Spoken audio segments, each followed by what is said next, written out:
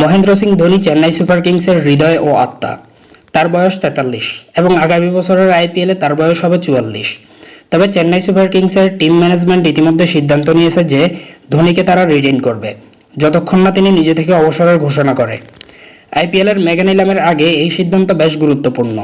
যদি রিটেনশন নিয়মে দুইজন ক্রিকেটারকে ধরে রাখা যায় তাহলে সিএসকে ধোনিকে ধরে রাখবে বলে মনে করা হচ্ছে, কিন্তু যদি 4 জন বা তার কম ক্রিকেটারকে রিটেন করার নিয়ম হয় তাহলে পাথিরানা অথবা রবীন্দ্র জাদেজার মতো খেলোয়াড়রা বাদ পড়ার সম্ভাবনা রয়েছে।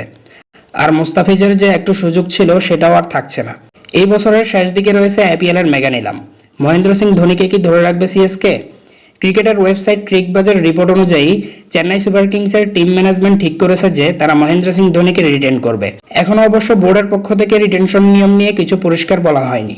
রিটেনশন নিয়মে যদি দুইজন ক্রিকেটারকেও ধরে রাখা যায় সেক্ষেত্রে সিএসকে ধোনিকে ধরে রাখবে বলে মনে করা হচ্ছে। ধোনি নিজে থেকে অবসর না ঘোষণা করা অবধি সিএসকে তার সঙ্গে সম্পর্ক ছিন্ন করার কথা ভাবছে না।